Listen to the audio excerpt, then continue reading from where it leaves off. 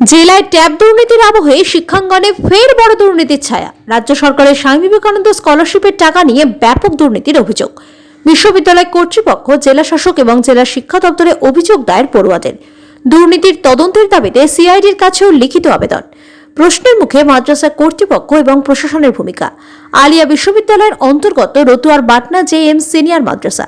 ওই মাদ্রাসায় পাঠরত স্নাতকোত্তর ছাত্রছাত্রীদের অভিযোগ, তারা নির্দিষ্ট নিয়ম অনুযায়ী স্বামী বিবেকানন্দ স্কলারশিপের আবেদন করেছিলেন। প্রথমবারে 24,000 টাকা তারা পেয়েছিলেন, কিন্তু দ্বিতীয়বারে টাকা ঢোকেনি অ্যাকাউন্টে। প্রায় 150 জন ছাত্রছাত্রী দ্বিতীয়বারে টাকা ঢুকে গেছে অন্য অ্যাকাউন্টে। যাদের অ্যাকাউন্টে এই টাকা গেছে তারা কেউই মাদ্রাসার পড়ুয়া নন। এমনকি ভুয়ো প্রাপকদের ওই তালিকায় ষাটোর্ধ্ব ব্যক্তি রয়েছে। এইভাবে স্কলারশিপের কয়েক কোটি টাকা তছনছ হয়েছে। অভিযোগের তীর ওই মাদ্রাসার প্রাক্তন টিআইসি আনোয়ার হোসেন এবং স্কলারশিপের ফর্ম ফিল আপের দায়িত্বে থাকা কম্পিউটার শিক্ষক মৌসুমের বিরুদ্ধে। এই নিয়ে প্রথমে তারা মাদ্রাসা কর্তৃপক্ষকে বিষয়টি জানান, কিন্তু অভিযোগ প্রাক্তন টিআইসি তাদেরকে হুমকি দেন। বর্তমান টিআইসি গোলাম রসুল তাদের প্রতিশ্রুতি দেন পরবর্তীতে তারা টাকা পাবেন, কিন্তু পড়ুয়াদের বক্তব্য আগামী শিক্ষাবর্ষে তাদের স্নাতকোত্তর সমাপ্ত হয়ে যাবে। সেক্ষেত্রে কিভাবে তারা স্কলারশিপে টাকা পাবেন? সমগ্র ঘটনার পূর্ণাঙ্গ তদন্ত এবং নিজেদের ন্যায্য প্রাপ্যের দাবিতে তারা ব্লক প্রশাসন, মহকুমা প্রশাসন এবং জেলা প্রশাসনে লিখিত অভিযোগ জানিয়েছেন। এমনকি যে অ্যাকাউন্টে তাদের টাকা গেছে সেই ভুয়ো প্রাপকদের তালিকা প্রশাসনকে তারা জমা দিয়েছেন, কিন্তু এখনো পর্যন্ত তারা কোনো সদুত্তর পাননি। এই দুর্নীতি নিয়ে যাতে সিআইডি তদন্ত করে, এই নিয়ে সিআইডির কাছেও তারা লিখিতভাবে আবেদন জানিয়েছেন। যদি এই বিষয়ে মাদ্রাসা কর্তৃপক্ষের কোনো প্রতিক্রিয়ায় পাওয়া যায়নি। অন্যদিকে সমগ্র ঘটনার সামনে আসতেই শুরু হয়েছে রাজনৈতিক চাপানোতর।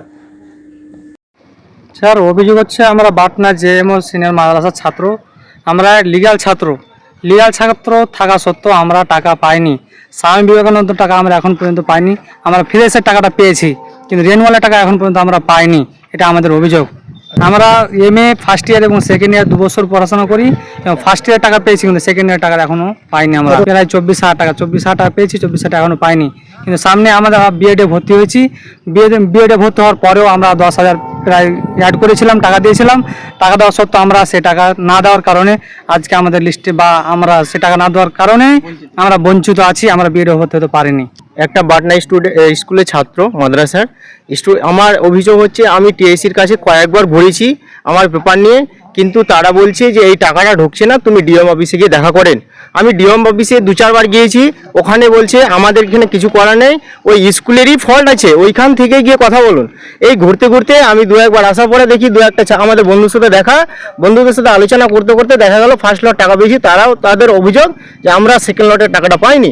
এই করতে করতে দেখা গেল আমরা 100 জনের উপরে ছাত্র আমরা টাকা পাইনি।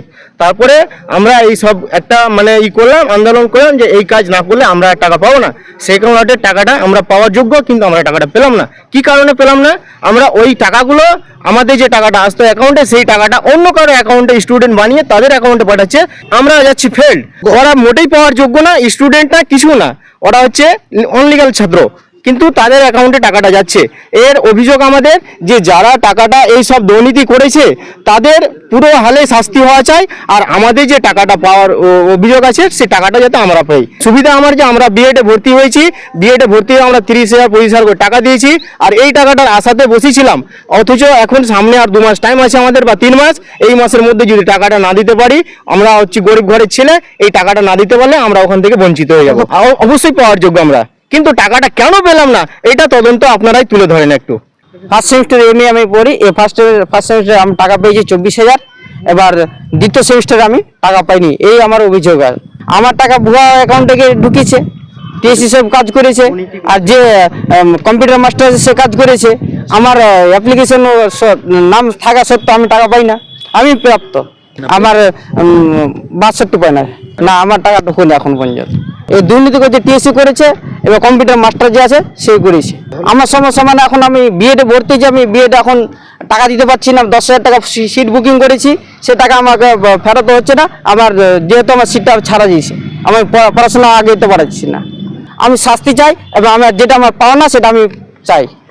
অভিযোগ তো এটাই যে আমরা চাইবো কি, আমি এখন বর্তমানে ফার্স্ট ইয়ারে পড়ি এমএম এর, এবং আমি যে টাকা পাইনি ওটা হচ্ছে কামিলের 3rd ইয়ারে।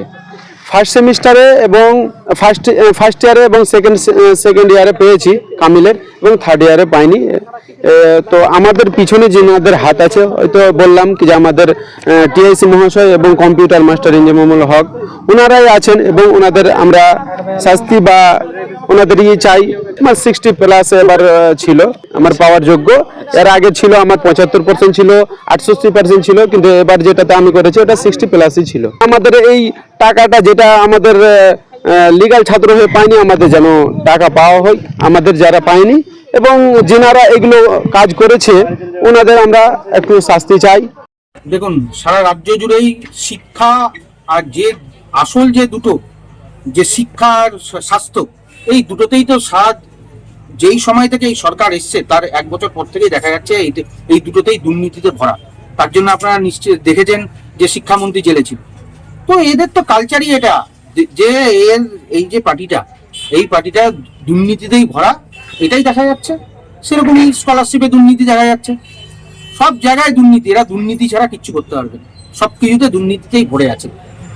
দেখুন, যারা উপযুক্ত স্কলারশিপ পাওয়ার জন্য উপযুক্ত তারা পাচ্ছে না, তারা পাচ্ছে যারা বয়স্ক তারা পাচ্ছে। এগুলোই তো কালচার, যে টাকার বিনিময়ে সমস্ত কিছু হয় এই রাজ্যে, পশ্চিমবঙ্গে যে এটা হয় সেটা দেখা যাচ্ছে এই সরকারের আমলে।